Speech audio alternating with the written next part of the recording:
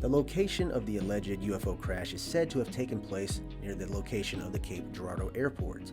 The setting was spring 1941. It was the middle of the night when Reverend William Huffman from the Red Star Baptist Church received a call from police to come help at an airplane crash in the case of victims needing the last rites performed on them.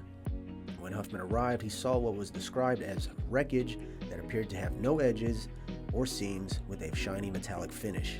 As for the victims, there were 3 small bodies which were about 4 feet tall with long fingers. Huffman prayed over all of them shortly before the military swore everyone on the scene into secrecy over a matter of national security. William was given a photo a few weeks later by a local photographer named Garland Fronabarger, who was a member of William's congregation. The photo was described to show 2 men holding up one of the bodies at the scene. In 1959, Huffman would pass away, leaving this story's fate to a second-hand account. And as for the photo, it would eventually be lost in the years to come. Fronabarger, the photographer, would pass away in 1992, leaving no way to confirm if this photo actually existed. He worked 59 years for the Southeast Missourian newspaper and is in the Missouri Photojournalism Hall of Fame. I reached out to one of his former colleagues, Fred Lynch, who began working at the Southeast Missourian in 1975. Fred worked photography alongside Fronabarger and would develop his film from time to time.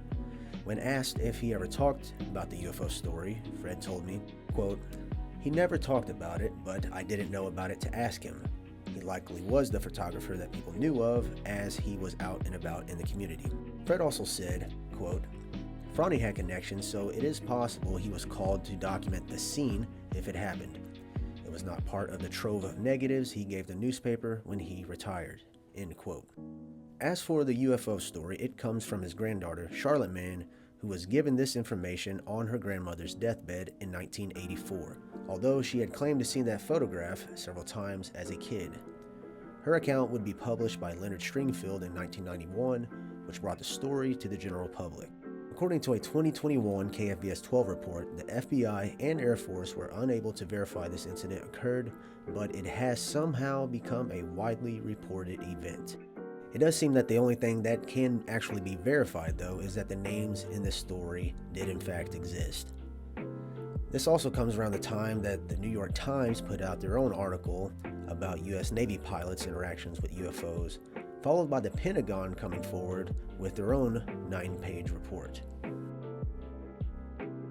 So in conclusion, strange sightings have been documented as far back as 3,000 years ago, many of which were reported in ancient Rome and ancient Egypt. In the spring of 1941, the mysterious UFO crash in Cape Girardeau allegedly takes place. A few weeks later, William Huffman receives a photo from Southeast Missourian photographer Garland Fronabarger.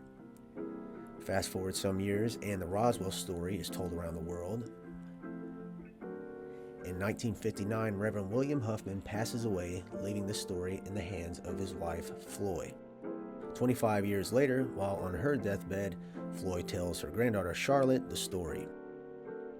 UFO researcher Leonard Stringfield publishes Charlotte Mann's account of her grandmother's story in his monthly publication, Status Report, in July of 1991. In 2019, Navy pilots come forward with even more unexplained sightings.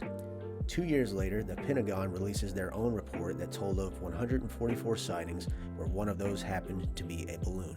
The other 143 remain unidentified.